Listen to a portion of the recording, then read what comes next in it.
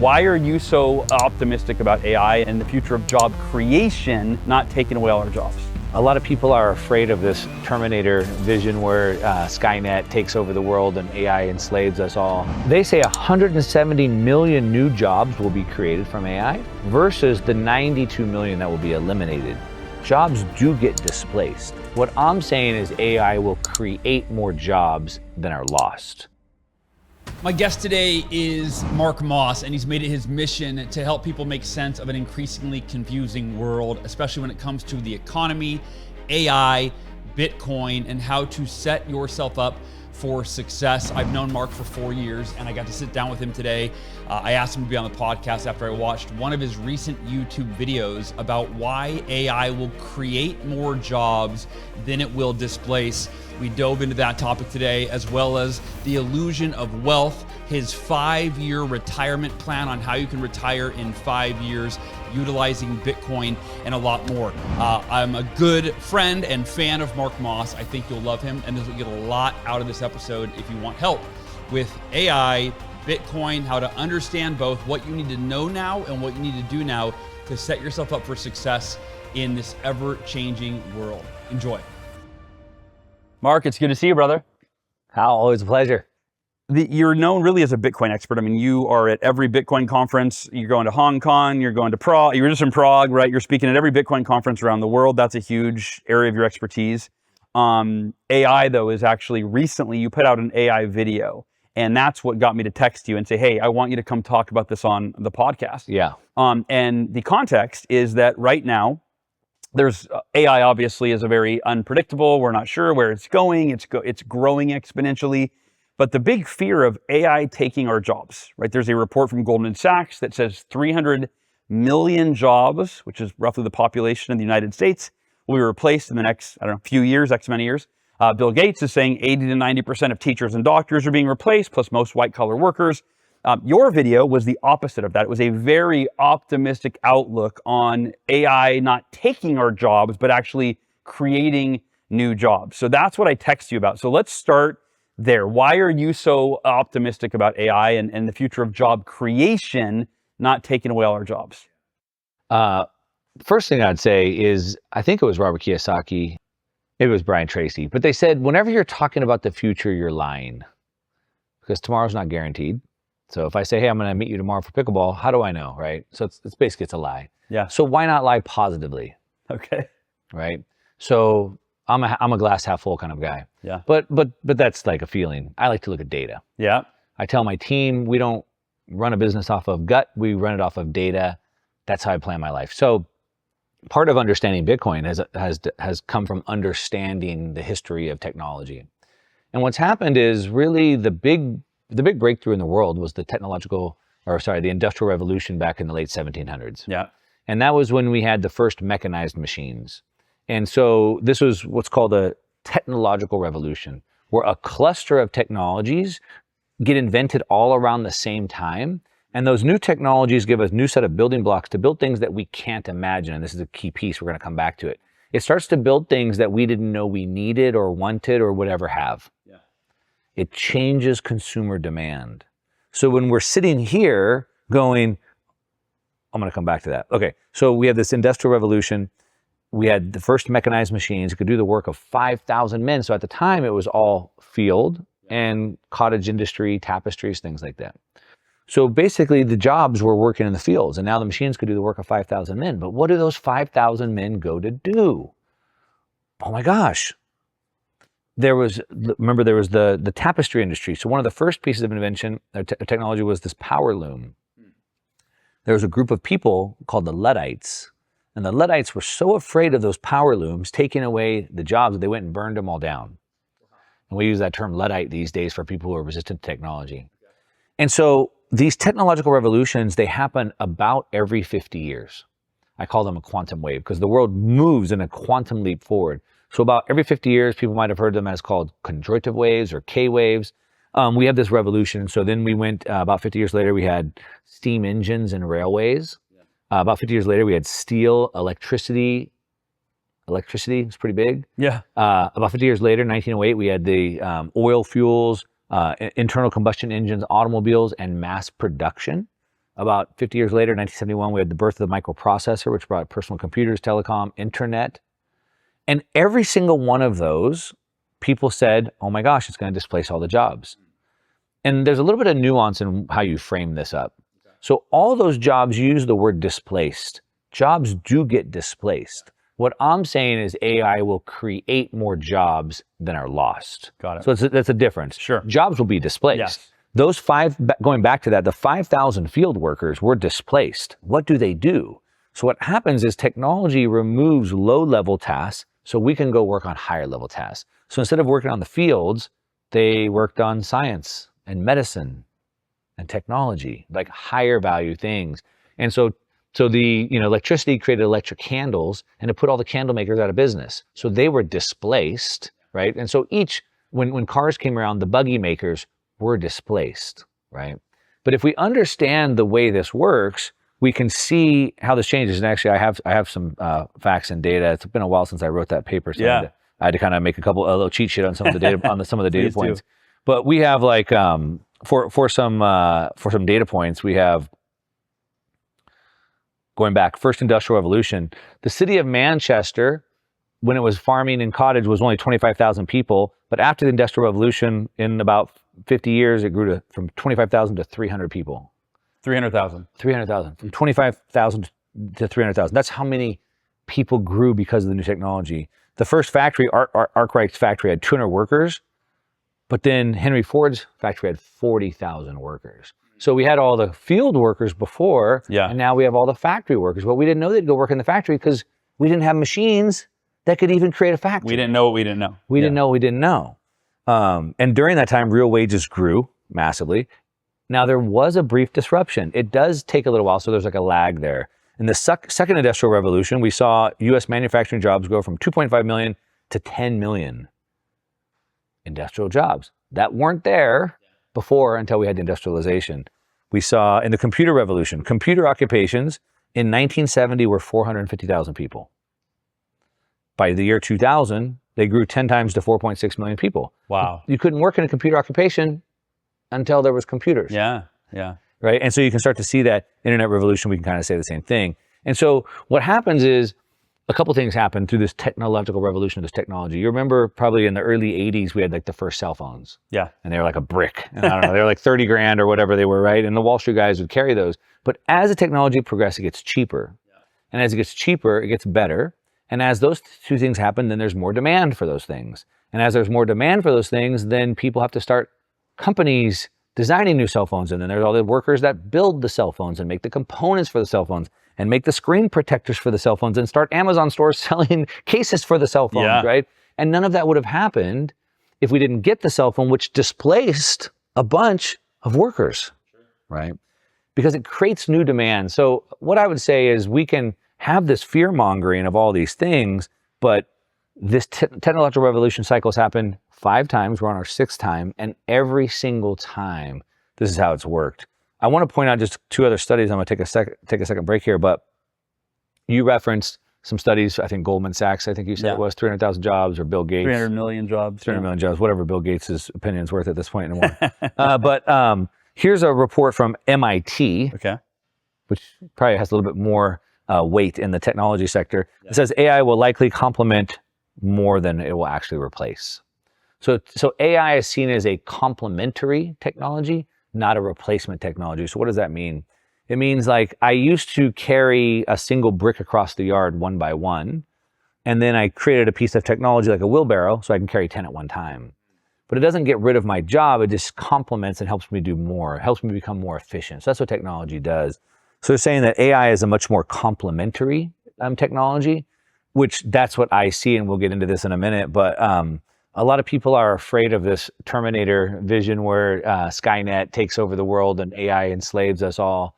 But I believe that that's envisioning a technology that we don't even have in our roadmap or view and is nowhere near. That's AGI, which is general AI. So as of right now, it's complementary, not replacing. The Journal of Management Psychology says that the complementary effects are 50% larger than the substitution effects. So it's complementing us to do more. A goal of a business is to grow. So people are like, all these people are gonna get laid off. Why would I lay anybody off? what I would do is I would grow my business without hiring as many. Yeah. But why would I go lay everybody off, right? I don't want to stay the same size. Sure. I'm going to grow my business by 30%, but without hiring, Yeah. right? So it's complementary, 50%. Well, let me real quick interject. So Yeah. a real life example of that is Zach on our, he's the designer for the Miracle Morning app. And he recently created a whole new workflow for the app of a new feature that we're launching, an enterprise plan for companies to be able to buy the app for their employees. And he sent it to us and he said, this normally would take me 5 days, 8 hours a day, so 40 hours.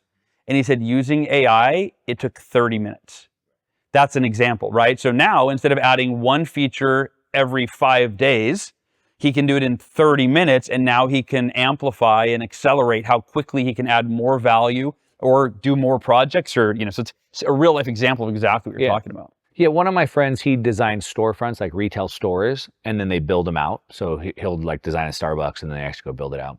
And he's like, AI is going to replace my job. And I'm like, how is it going to replace your job? Like so you have the vision, you have the creative vision, I don't, right? So let's say I want to start a retail store. I don't have the creative vision. So in the old days, I'd hire you and you would draw it out with a pencil. Yeah. And then you got better tools. So then you did it with like sketching on AutoCAD. Yeah. And then you got like Photoshop and you could do it in Photoshop. Yeah. And now you have AI. All of those things helped your job to get better and what you show me to be better, but it doesn't take away my need for having you. Just because I can use AI, I don't know how to use AI, I don't know how to use design, I don't know how to do any of that. Even with something simple like YouTube thumbnails, going back to YouTube. Now there's a lot of AI softwares that can build YouTube thumbnails, but I'm not going to do that. I still need someone on my team to get the thumbnail on YouTube for me. Whatever tool they use, I don't really care. Yeah, that's a great point. Yeah, that's a great point. You're still going to stay in your lane. Yeah. And you're not going to I'm not going to figure out how to do what my designer does, right? Exactly. I still need the designer. That's a great point. So I want to go back just a couple more stats here. Please. So the World Economic Forum, for whatever their opinion is, them and Bill Gates. they say 170 million new jobs will be created from AI. Wow. Versus the 92 million that will be eliminated. A 2-to-1 ratio. LinkedIn shows 16,591 new jobs related to AI being listed that obviously weren't there 2 years ago. The BLS, Bureau Labor Statistics, says that software development jobs have increased by almost 20% in just the last 2 years, which is way faster than the average. So we have new AI prompt engineers, AI ethics consultants, AI integration specialists, machine learning engineers, AI trainers, AI auditors, synthetic media designers. None of those jobs were available before. Yeah.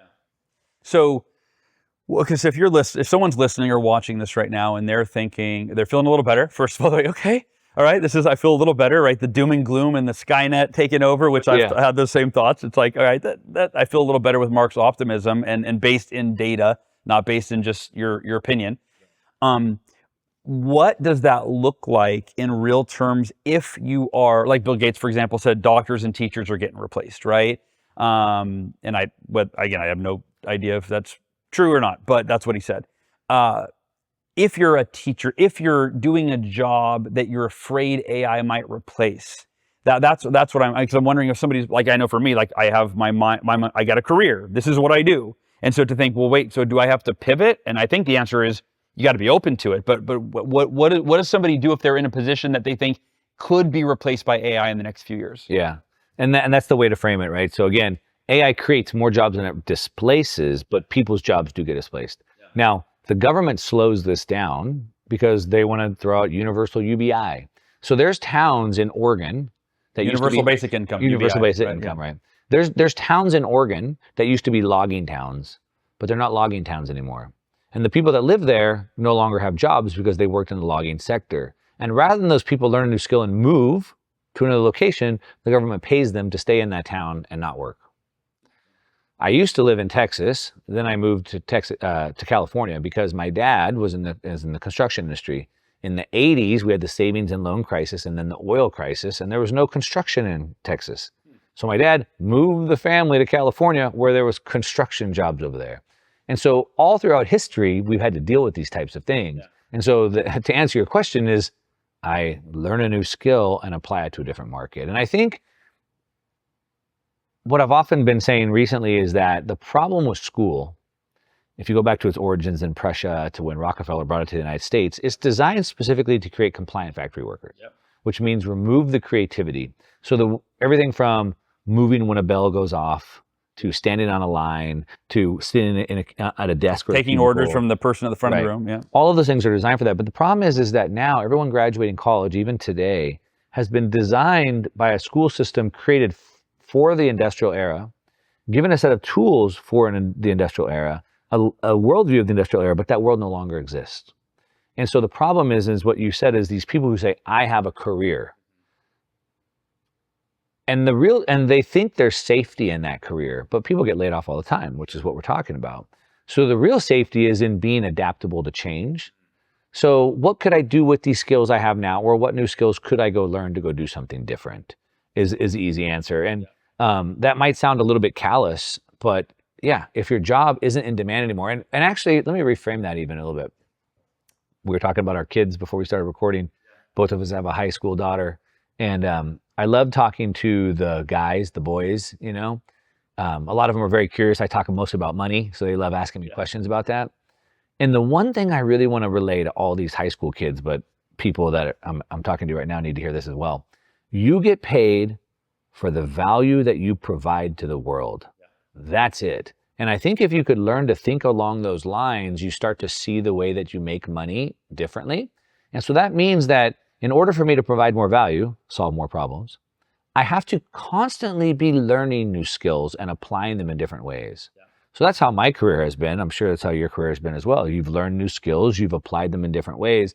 And so rather than that person who's static saying, this is my job, I've been in this cubicle for 30 years doing this one thing, they're stuck. They don't have that frame of mind. Like, well, if I want more money, I guess I could learn a new skill. And so that's what I would say. I think that we're not animals, we're humans, we're very smart. We should learn new skills and we can apply them in different ways. Yeah, and if somebody is in a career, yes, this is getting out of your comfort zone, right? And I think that for a lot of us, we're so, myself included, right? We like our comfort zone, and some are more risk adverse than others. But I think that if you're listening and you are in that position where you're like, I could get displaced in the next few years by AI, it is, you know, again, not to sound callous, right? But it's like, okay, I've got to start by being open to consider that I do need to adapt, evolve, learn something new. I've got to start, now's the time to start exploring while you're in a safe place versus waiting a few years and just putting your head in the sand. And I think about, this is a corporate example, but it applies to the individual, which is Blockbuster Video, right? Blockbuster Video saw Netflix, saw what they were doing, and just decided, nope, I'm safe, I'm in my career, it's always worked, we're just gonna keep doing what we've been doing. Even got offered to be bought out by Netflix, said, no thanks, we're Blockbuster Video, we're bigger than you, right? So again, it's a corporate example, but it's like because they weren't willing to adapt and evolve, not quick enough, they tried at the last minute, but they're gone, right? This behemoth. And so that just shows that there is no security, and that's a hard reality that we have to face. But yeah, adapting, evolving. Let me ask you this. I know there are some people listening on the podcast that maybe don't even use AI. And I've done an episode or two on that. Like, hey, because I was late to the party. I didn't start using ChatGPT maybe 9 months ago, right? And all my friends are using it. I'm like, and I was like, no, Skynet. I just really thought that there's, and I still think potentially there's a lot of harm that's done with AI. You know, for example, you saw that MIT study that it's making us stupider, right? Because we're replacing our thinking, and your ability to think is atrophying. So I that was my concern. And then I interviewed. There's truth in that. For sure. And I've experienced it. So I try to really. I experience it. Yeah. I try to back off AI and not let it replace my thinking, but complement it. So my point is, this is just a really general question, which is, for anybody listening that doesn't use ChatGPT yet, they're avoiding it because they don't like it conceptually. What would you say? It goes back to, I'm gonna answer that question by also bringing back the statement you posed in the last one, which is these people that are resistant to change, they're stuck in that career, what do they do? And they go together, which is, it's those types of people that look at life as something that happens to us as a victim mentality, or something that life happens for us to either grow or learn or adapt or get ahead, right? And so rather than looking at AI as something that could displace my job and what am I gonna do? I gotta hunker down. You can look at this as an opportunity, which is like, wow, I could grasp onto this early right now. I could become way faster, way smarter, and I could accelerate way faster because most people haven't caught up. This is my chance.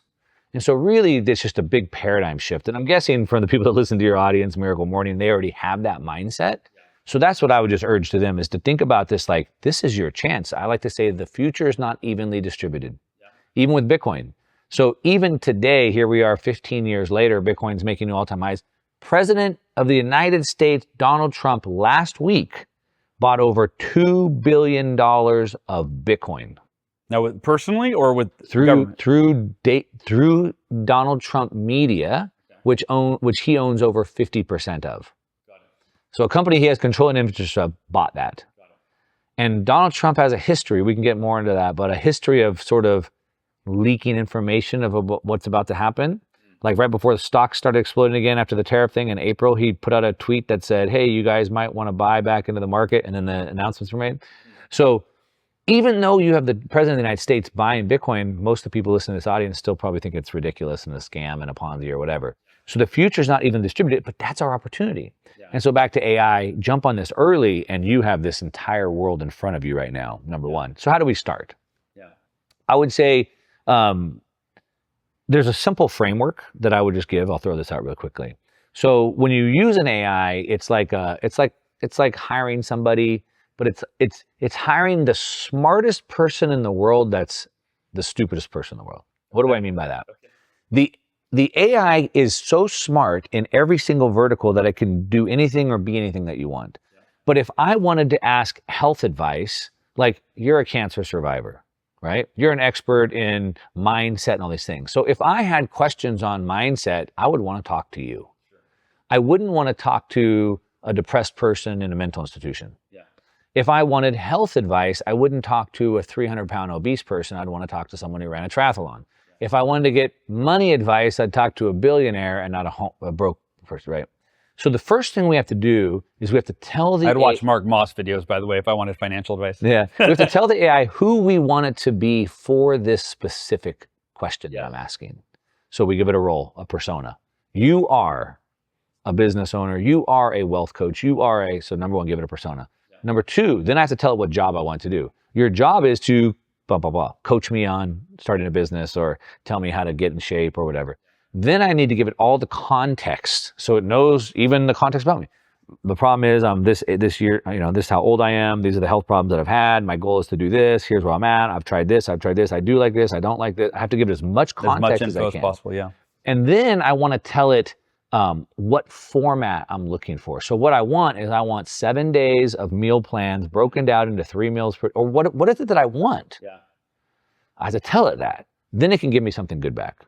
So I would say that's like a general sort of template that we'd use it for. But what I'd say even bigger than that is where I think AI really exceeds, because to your point about the atrophy piece, where I believe that AI really exceeds is in helping us think, complementary, not telling us what to think. So I think people are getting it completely wrong, and they're getting more stupid for it, is when they say, write me this paper, write this email, give me a whatever, right? As opposed to what I do is I typically use, so in ChatGPT, you have multiple models. So you have the O3 reasoning model, you have the 4.0 model and the new 4.5 model. I mainly use the O3 model because it's the reasoning model. So what that means is it reasons through things like a human would. So let me go think about this first. Okay, well, based off of that, let me go think about this. Okay, based off of that, now let me think about this. So it thinks through in a reasoning model, and it's all connected to the internet. And it's also because of the way I use the tool. I'm typically using it for brainstorming. So right now, I just took a new role as the chief Bitcoin architect for a new publicly traded company. Congratulations. $1 billion international company. And I have to go figure out how to sell Bitcoin-backed credit and equity instruments to fixed pools of capital in the UK market. Something you've never done before. What do I know about that? Sure. So my wife, Stephanie, calls me the other night. She's like, what are you doing? I'm like, oh, I'm on the couch talking to ChatGPT, like I always am. She's like, what are you talking to it about? I'm like, well, I asked it to find the 5 largest of fixed income buckets, pools in the UK. Tell me what the individual investing mandates of each one of those are, and then help me think through what type of Bitcoin-backed financial product we could create to specifically fit into each one of those mandates. Yeah.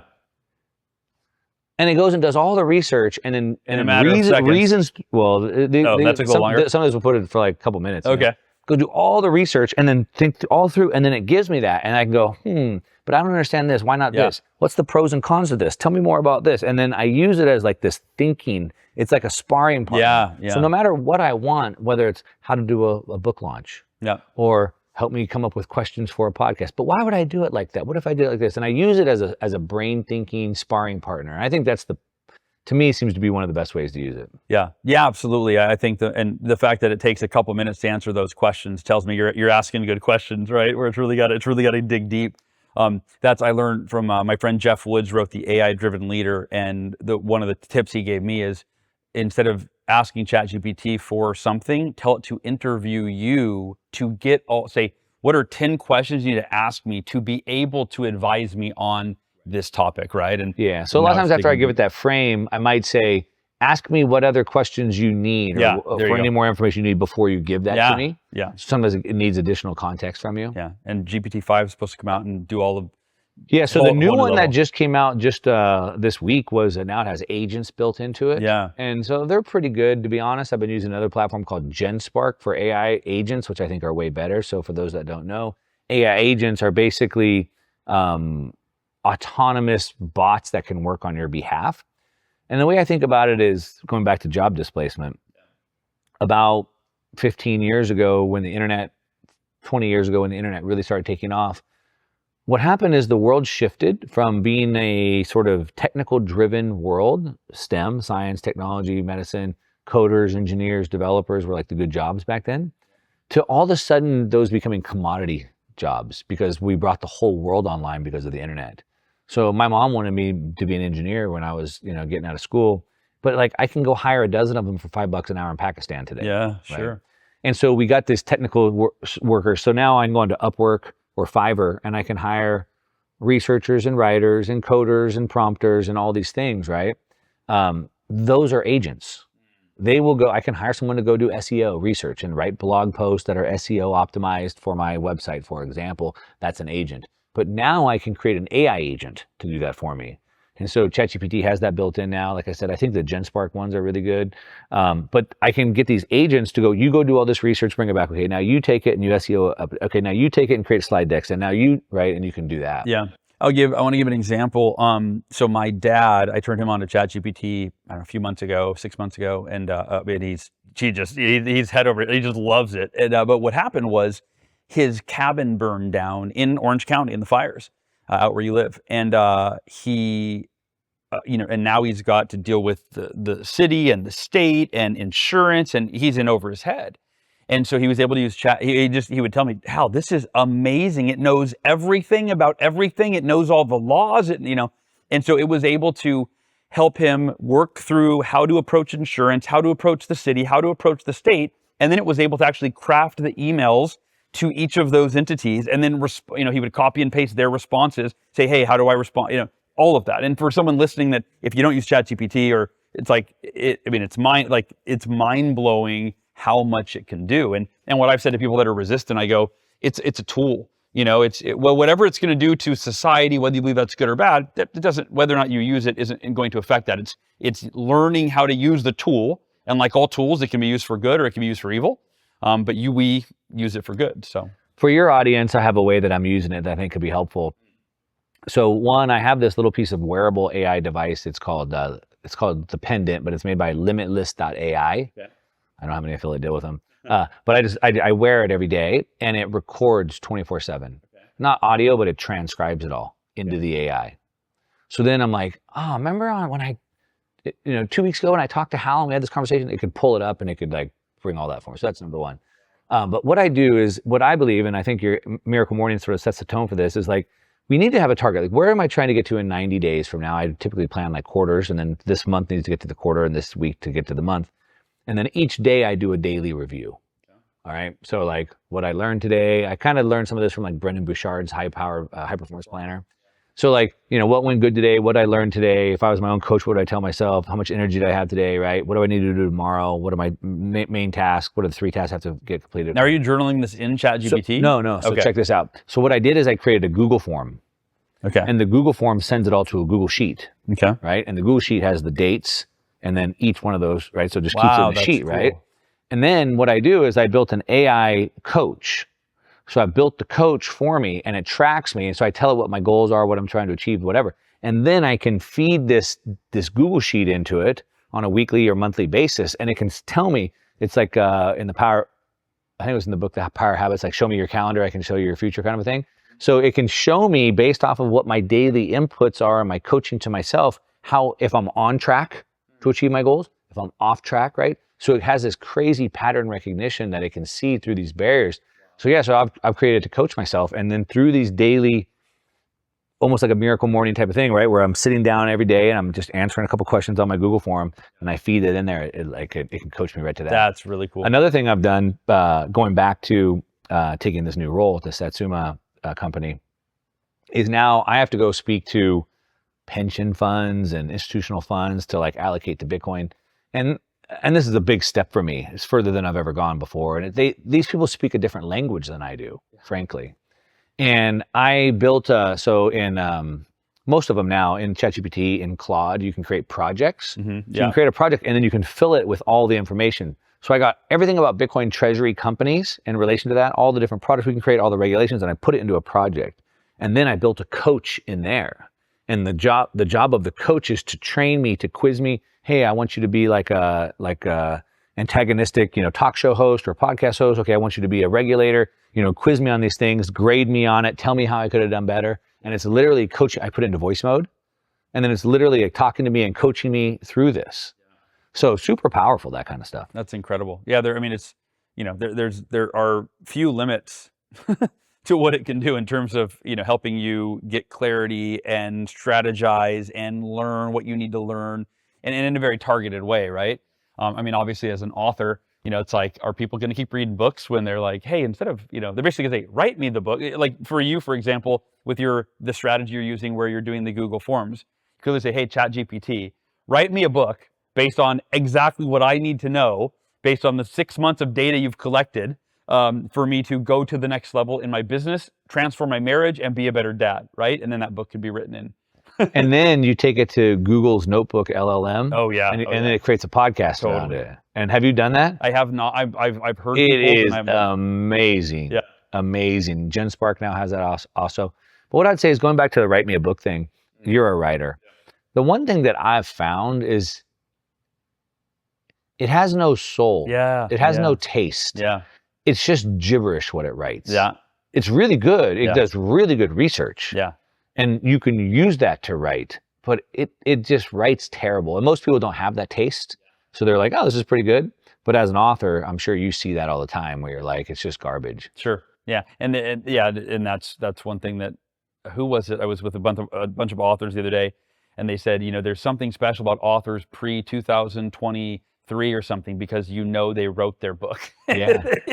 Well, or a ghostwriter. Yeah, that's true. That's true. And that's actually what I said to someone, that they were saying, I would never use ChatGPT to write a book. It's actually kind of like having a ghostwriter, right? If somebody else wrote the book. So, all right. So I want to transition from AI to finances. You're an expert, one of the world's leading experts in Bitcoin, but specifically just wealth strategy. You name it. Like you're one of the smartest human beings that I've ever listened to in terms of studying trends. Like I get blown away when I watch your videos. I'm like, it would take me 3 months to prep for this video, but you did 3 of them this week, It takes like 4 or 5 hours. It's not easy. 4 or 5 hours. Okay, yeah. So yeah, a lot of prep, a lot of research, and you have a whole team that's, I'm sure, helping you to do all that research. So you've said that we're living through one of the biggest transformations in history right now, economically, in terms of, a new money, for the first new money in how many years? 500 years. 500 years. First new financial asset.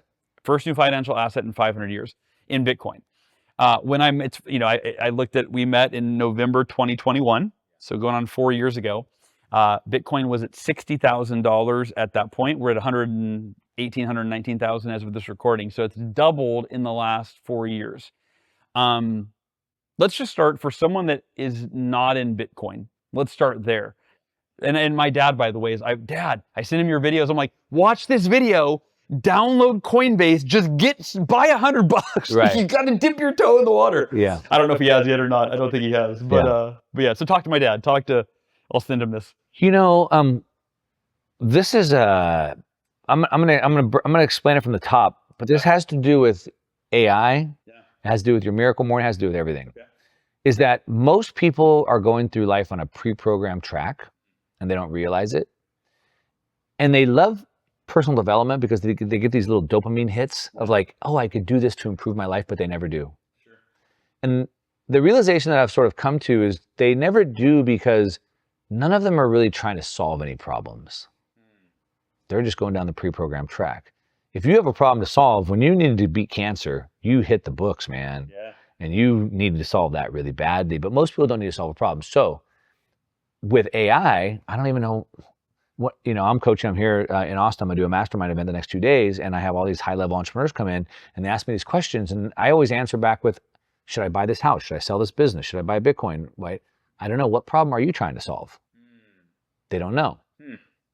So going back to Bitcoin, most people don't understand Bitcoin because they don't understand money. Yeah. So if you don't understand the problem with money, then no solution looks like a good solution. Yeah. So number one, we have to understand that we're in a debt-based monetary system, and that means that money is created through debt issuance. And the problem with that is that means that every time they create more money through debt issuance, our money buys us less goods and services in the future. So we're constantly being diluted in our share of wealth in the world, meaning we're losing purchasing power. Yeah. Meaning every month you have to work more hours to have the same quality of life. Yeah. Let me put this into some easy numbers. In 2021, we hit 9% in CPI inflation in the United States, 9%. What is CPI? That's consumer price inflation. So that's measuring a basket of goods, tracking it through a period of time, and telling you how much milk and steak and eggs went up. Yeah. Now, they change the basket all the time. It's heavily manipulated. We call it CP lies. But just using the government given number, what that means is for the average person in the United States making $35 an hour, they'd have to work 10 extra hours the next month to buy the same amount of goods they had the previous month. 10 extra hours they're going to have to work now for the same thing they had the month before. So it's literally stealing your life. Yeah. That's 10 hours I could have put into my health or my relationships or my business or whatever that now I have to work just to have the same quality of life I had before. So that's the problem. Why? Why does that happen? Well, because the government continues to print more money, and that continues to, so we're getting debased in that. And just a real quick philosophical pivot. I'm sorry, you can't explain Bitcoin in 5 minutes. Yeah. But a real philosophical pivot. None of us want money. We want wealth, goods and services. Yeah. So when the government's printed trillions of dollars of stimulus and sent it to everybody, it didn't make anybody more wealthy. They went out and bought a bunch of stuff and the prices went up, right? So what we want is goods and services. Money is a way for us to get that. So what we really have is the wealth is the goods and services divided by all the money. So every time they print more money, I get diluted in my share of the wealth of the world. And wealth always increases. Wealth isn't a zero-sum game. We're constantly inventing new things and building new things. So the wealth grows, but my share of the wealth is diluted as they print money. Does that make sense? Yeah, sure. It's and like inflation is the word that people would... Right, they use inflation to understand prices going up, but really inflation is when the money supply expands. As if I was inflating a balloon, increasing the volume of air. Inflation is when I increase the volume of money. So imagine if I had dollar's worth less now. Right. So imagine if I had $1 million company and you invested $100,000, so you bought 10% of my company, and I grow this company to $1 billion, and you think, great, I own 10%, but along the way I increased the share count, and you got diluted. Now you only own 3% of the company. So that's basically what happens. Our dollar represents a unit of wealth, and when they print more dollars, we get diluted. All right. So this is a big problem.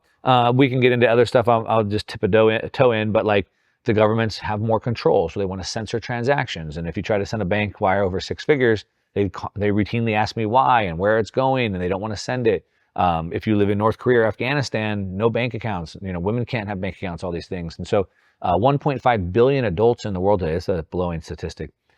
Over 1.5 billion adults, not people, adults in the world today do not have access to the banking financial system. They don't have permission to join. So the phones like the great... You're saying worldwide in other countries? Globally, yeah. Globally, or even in the US as well. But mostly globally. Yeah. So, the phone's the great equalizer. I could jump onto YouTube and learn anything. I could create an Instagram account, make money, or TikTok account, but not if you can't get into the financial system. and 1.5 billion people have no access because they can't have permission. They don't have the right documentation. They left Syria, whatever. They don't have the documents. They're a 13-year-old kid that happened to be born in Iran, and there's sanctions or whatever the situation may be. So these are big problems. We saw that when Russia and Ukraine got into their war, the United States and NATO unilaterally moved to seize Russia's bank accounts. 3 superpowers in the world with nuclear weapons, one of which is Russia, and the world seized their bank accounts? So what hope does any other nation have? So you hear about the BRICS want to start their own currencies and all of this stuff. So how does the world move on when we can't trust someone's controlled money? How does the world move on when most of the world, a good majority of the world, can't even get into the global financial system to even solve problems and bring value to the world? And then how do we move on when our money is being debased so rapidly that we can't push wealth into the future? Currently, right now, for the last 5 years, the monetary system has been expanding by 10% a year. That's the number. Forget whatever the government tells you. The number that you need to beat is 10% a year. That means in 5 years, you've lost half your wealth. It's a big deal. So now back to talking to your dad. Now that you understand the problem. Yeah. There you go. We need to understand solutions for that, right? So I need a way to hold my wealth that doesn't get debased. I need a way that I can beat at least the 10% number.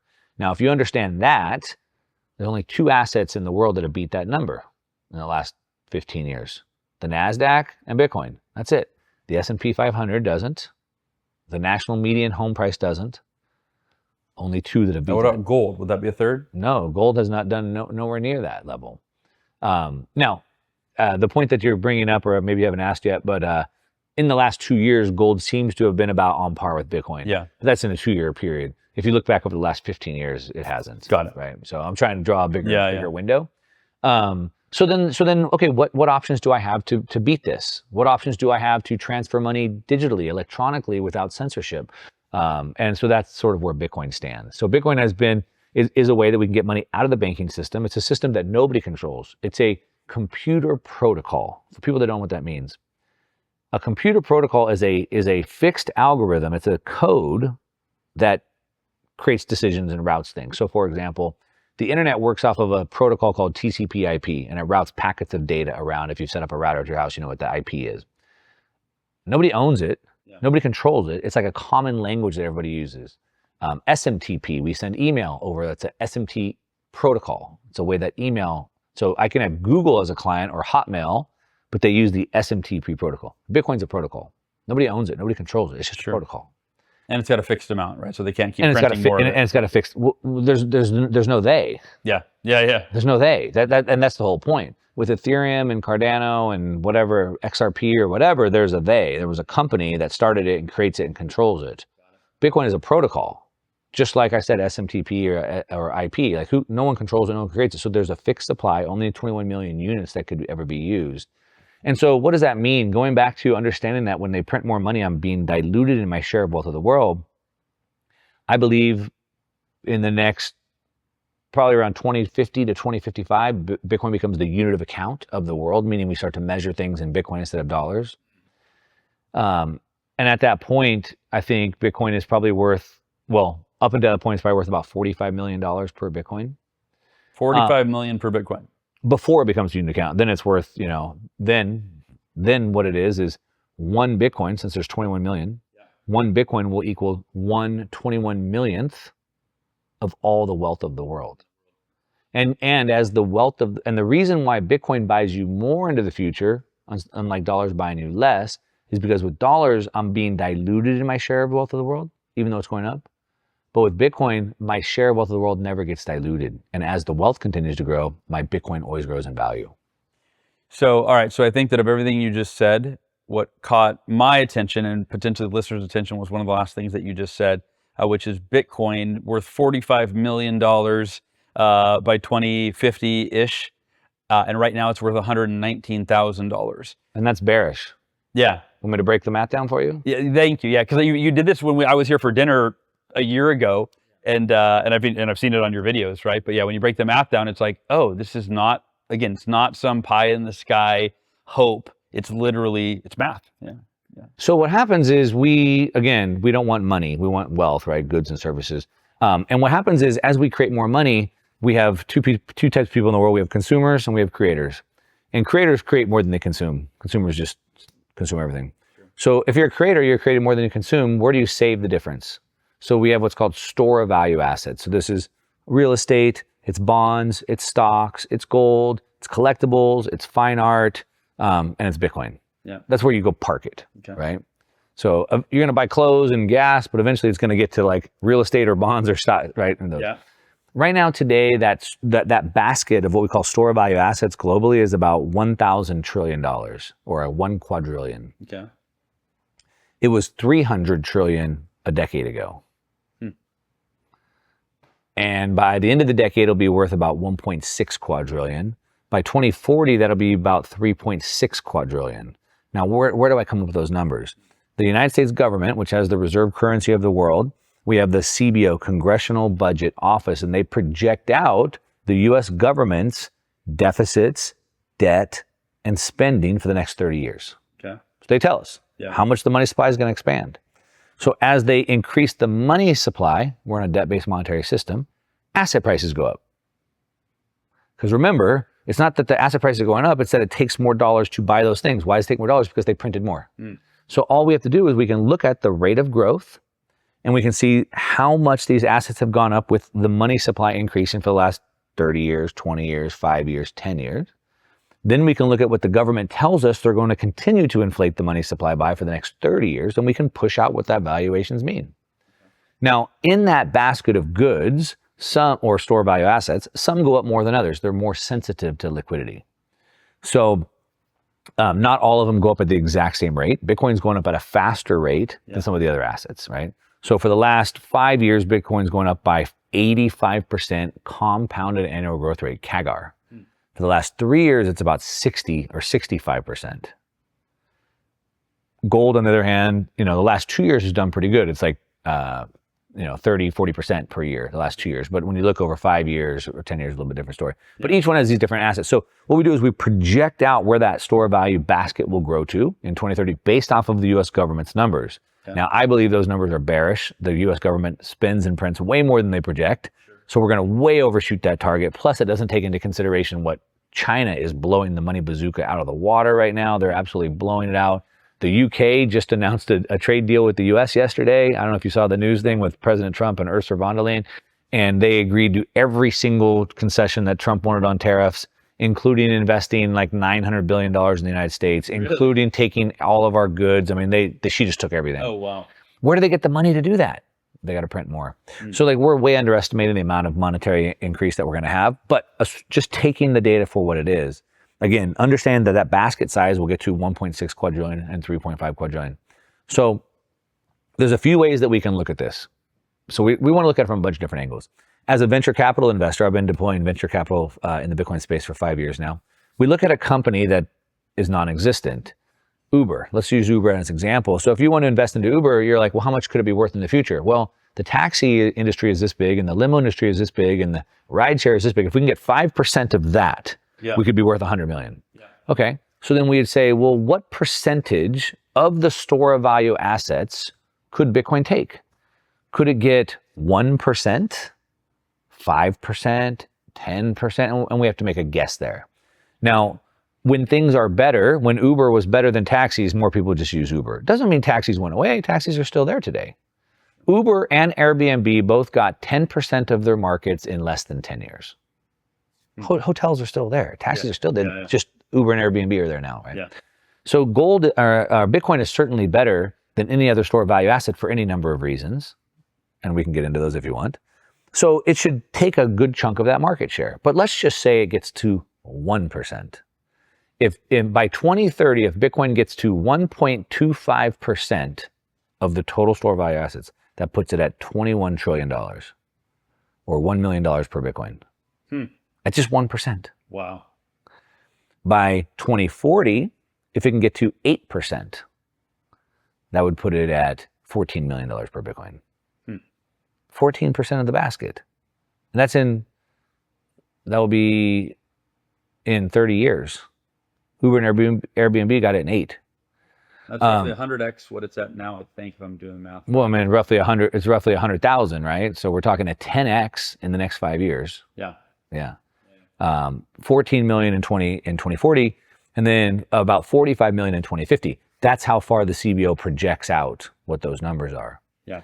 Now, I believe that then it becomes the unit of account. Why do I think that? I recently built this house in Mexico, and it was a nightmare to get quotes for things because this has to be shipped from Europe, and this has to be shipped from the United States, and this is coming from Mexico, and we don't know what the exchange rates are going to be in a week or 2 weeks or 3 weeks. It was the first time I had kind of really dealt with this. If you're in Mexico, they have one price for dollars and one price for pesos. The reason why the price is different is because the gas station is forced to be a speculator. They don't know what the exchange rate will be when they go to the bank next week. So understanding how these currencies all move against each other and people around the world can't even do business, can't even plan out their future based off of this, you see how broken this is. The world cannot move forward in the digital age without a neutral reserve asset that it can use. So we as Americans, and people in other countries do the same, but like everything that we think of is measured in dollars. How much is a home? $1 million. How much is a gallon of gas? $3. How much is a vacation? You know, everything's measured in dollars, but the problem is that dollar, the denominator, is constantly being debased. It's constantly being manipulated. So everything that we're doing to measure things is completely off. Well, how many barrels of oil is it? How many ounces of gold is it? How many Bitcoin is it? How many tons of rice is it? And so the world needs this like neutral reserve asset that it can measure things in and it can store wealth in. It's the only way that we move forward in the world. And so I think what happens is already what we can see is that home prices are getting more expensive in US dollars, but cheaper in Bitcoin. Explain that. I don't know. So in 2016, the median US home was about $220,000, which was about 16 Bitcoin. Okay. Today, the median home in the United States is about $440,000, but it's only 4 Bitcoin. Interesting. So it went from 16 Bitcoin to 4 Bitcoin. So while the world is seeing everything get more expensive, steak and milk and eggs and lumber and houses, it's getting cheaper in Bitcoin if I measure everything in Bitcoin. So to me, I don't see everything getting more expensive. Everything's getting cheaper to me. Yeah. Well, it's like that story of that guy that, right, he, back when Bitcoin was a few pennies per Bitcoin, he bought a pizza for like 10,000. 10,000 Bitcoin. 10,000 Bitcoin, Laszlo. Oh my gosh, right? And now he would be a gazillionaire. Gazillionaire. So I think eventually the world will be like, okay, this is going to be our new unit of account. It already is. So like a lot of individuals like me have already made it a unit of account. Isn't Argentina, didn't they switch? It was El Salvador. But now we have this new trend is these publicly traded companies are putting it into their treasury. So now Michael Saylor was the first one with MicroStrategy. They now hold over 600,000 Bitcoin. So now all these corporations are adopting a Bitcoin standard. And now the government, the United States government, is trying to build a strategic Bitcoin reserve on Bitcoin. BlackRock, right? They went big. Right, but I mean, when we talk about the United States, then every nation will do that, and it's pretty easy to see that the U.S. dollar could become. Bitcoin can become the unit of account. Yeah, and so for the average. And let me just say one more thing real quick. So what does that mean though? So what that means, once we become the unit of account, is that all the wealth of the world now is measured in Bitcoin. So now we're taking whatever that is in 2050 at $8 trillion divided by 21 million. And now that puts a Bitcoin to like 400 or 500. Was that about 400 million per Bitcoin? Per Bitcoin. Wow. So I think the moral of the story is if you don't have Bitcoin yet, get Bitcoin. That's a moral for my dad, right? We're talking about my dad. And if anything, just whatever you can afford, that's would be my advice. And I'll share my advice, my unexpert advice, but simply whatever you can afford, right? Buy, put $1,000 or $2,000 or $100 or whatever you can afford now, and then instead of dollar cost averaging, and that's for me. When money was going well, it was $1,000 a week, and when I'm being more conservative, it's $100 a week, and it just depends on what I can afford at the time. Yeah. But always growing my Bitcoin. Yeah. I would say take all the money that you don't need for the next 5 years and put it into Bitcoin. Okay. That's what I would say. But what I'd actually say bigger than that is what you should be doing, what everybody should be doing is spending time researching and understanding what's actually going on. Because what happens is you can't borrow somebody else's conviction. You have to build your own. Yep. And if you put the time in, your conviction will grow. Totally. And what will happen is you'll start to understand what's going on and then how you should be allocating to this. Because This is a once in a 500-year opportunity. Yep. It's not like once in your lifetime. No. Multiple generations won't get this opportunity. That's how big it is for us.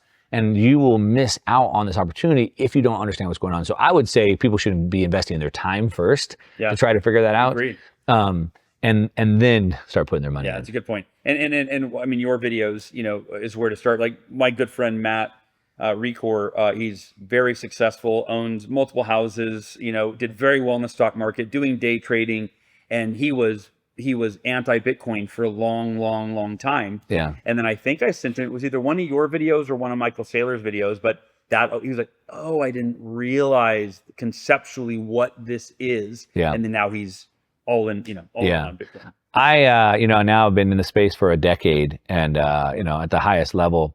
And I've yet to meet one person who put the work in and then thought it was worthless. Yeah. It's always the opposite way, And Ray Dalio, all the big, big investors. The brightest minds in the world. Yeah. The brightest minds in the world. Totally. Wait, I could keep going. Our wives are waiting for us to take them to dinner. Here's what I'll tell people. So they can wait, Hal. They can wait. They can wait. I wanted to ask you, you touched on this earlier, but you didn't use the phrase, but what is the illusion of wealth? Well, the illusion of wealth is that, I guess in which context? I would say the illusion of wealth is people think we have it in dollars, but they're not realizing that even though you have more dollars, the purchasing power of those dollars has gone down. Right? So you watch your retirement account for 20 years or 30 years going up. I had 100,000, now I got 1 million, now I got 2 million. I feel rich, I look like I should be rich, but I don't feel rich. So I have this illusion of wealth, meaning wow, now I got $1 million, but $1 million doesn't buy you what it did 20 years ago when you started. And so the problem is that because the money supply is increasing so fast, it's stealing the value of those. Yeah, I was giving a talk at a Cutco conference recently, and I was doing the math because I thought, well, I'm about to tell them how much I sold and how much I made, but that was 24 years ago. Yeah. And so it was the first year I earned $50,000. It was like 2001, I think. And I go, what's that worth today?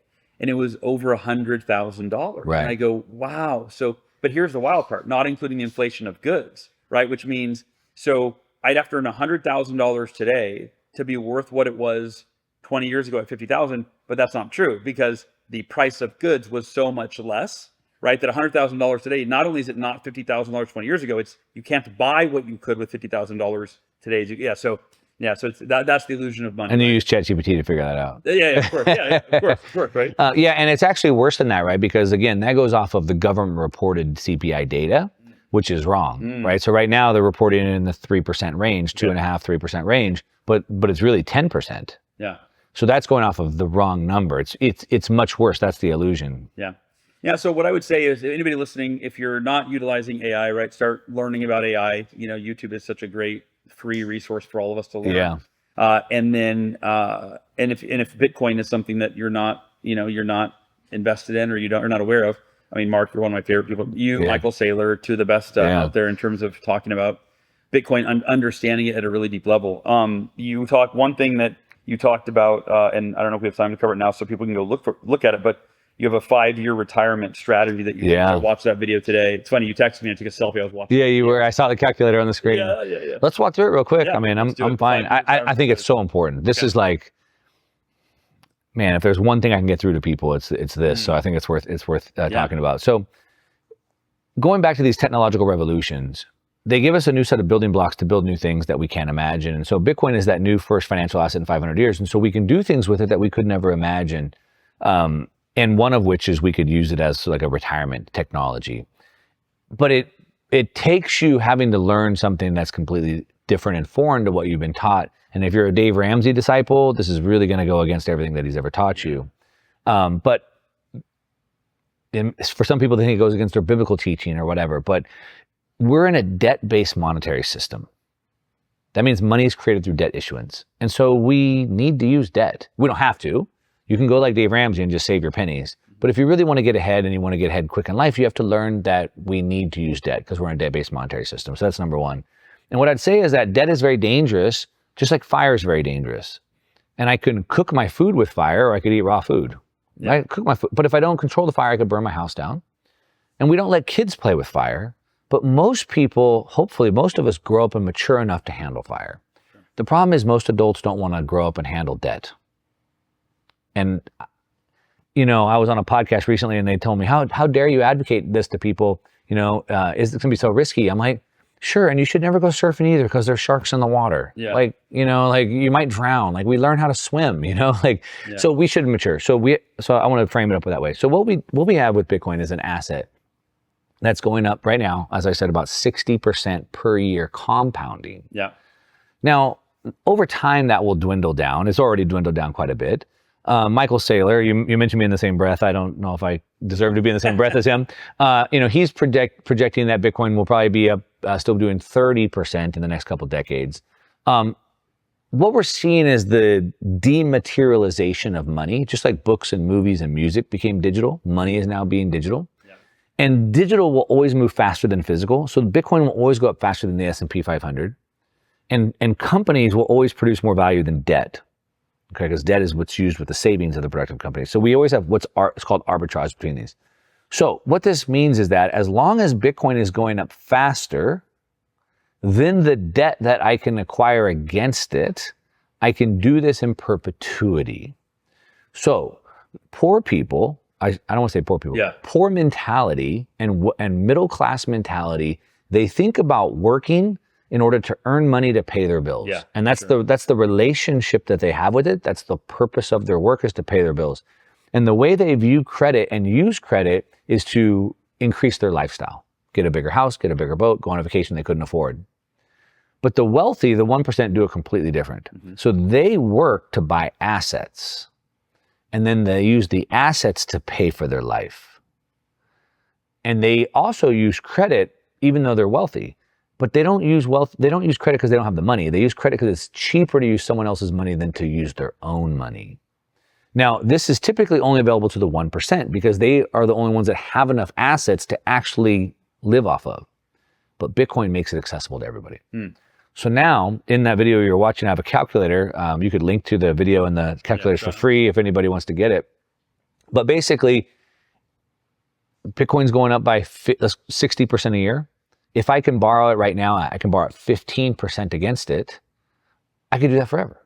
So let me give you an example. If I had $100,000 of Bitcoin today, in 5 years, that could be worth $1 million. Mm-hmm. That's the 5-year retirement. Yeah. So 100,000 today, and I got this idea because one of my good friends, he's my age, he doesn't have that much longer to go. He's got about 300 grand in his retirement account. Mm.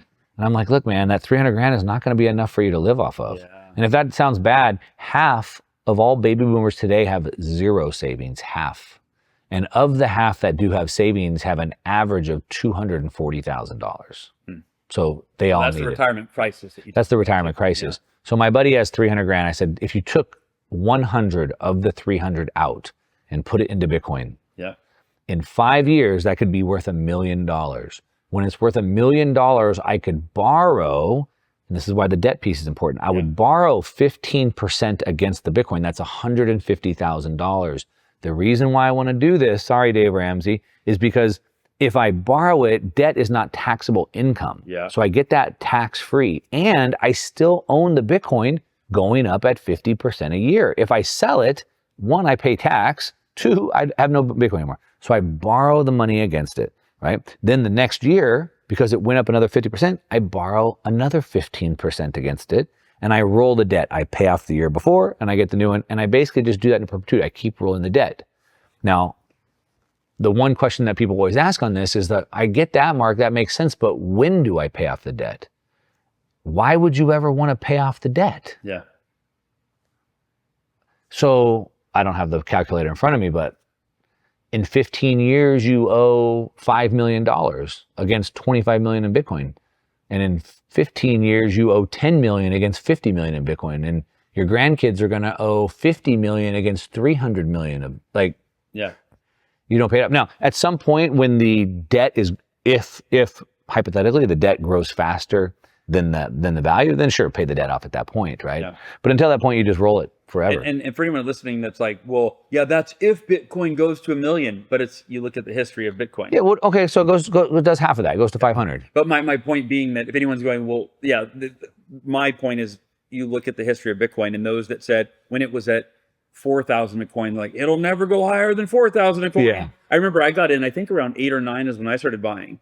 And I think it got 1,000? to 12. Yeah. Yeah. Yeah. And then we got to like 12 and then whatever, I don't remember the numbers, but it took a dip and I got scared and I sold a bunch of it, you know, Yeah. like, right. Yeah. But now looking in hindsight, I'm like, oh, now I can look at the chart. Yeah. And you can see the ups and the downs and the ups and the downs, but that it's, you know, trended upward Yeah. since inception. Yeah.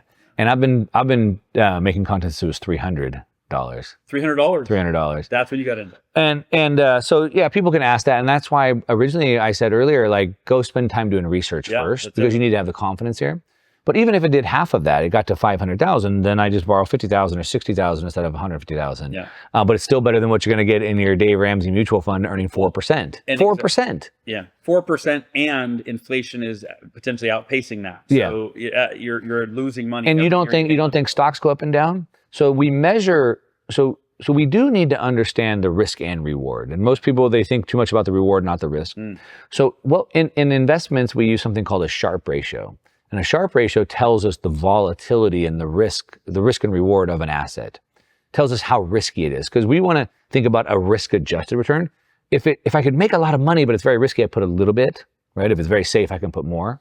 So the Sharpe ratio is what we use. And if we look at over the last 5 years, we have the U.S. Treasury, the bedrock of the global financial system, the U.S. Treasury, the long Treasury measured in the TLT, it's an ETF.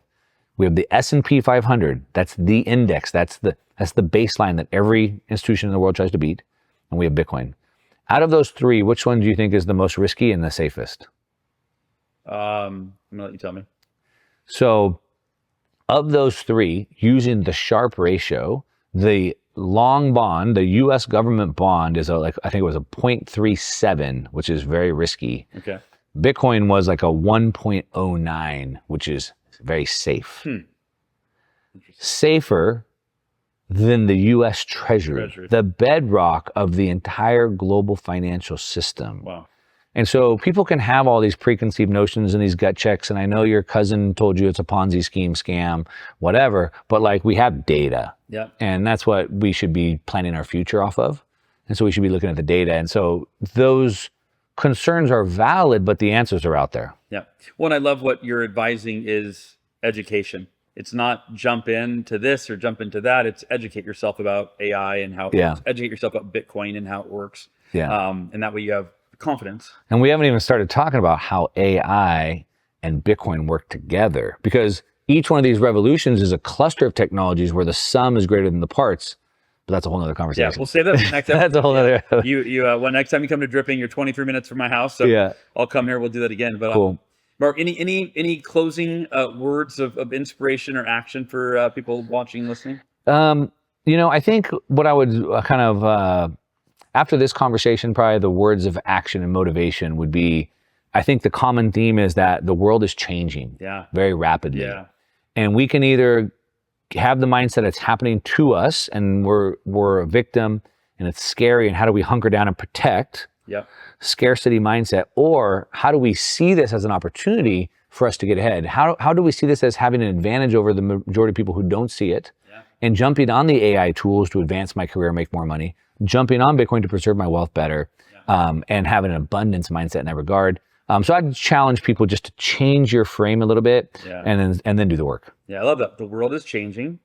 Join. And the beauty of it is nobody's an early adopter at this point, right? Like you're not one of the first. You literally go, oh, there's data, there's track record. Okay, now you're already in it, now I'm going to join into these opportunities.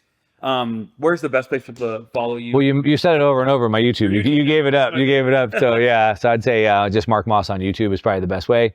I'm semi-active on Instagram and Twitter as well. So jump on those as well. And I did on that 5-year retirement strategy. I did just download or opt in to download your Retire Off Bitcoin, the new Rich Playbook, and I just sent the link to my dad. I go, watch this video. And literally today before I came over and go opt in and get this ebook. So thanks for the work that you do, man. You are, the free content you give away is better than most people's paid content. Yeah. So I appreciate it. Thanks, Al. I appreciate your friendship, brother.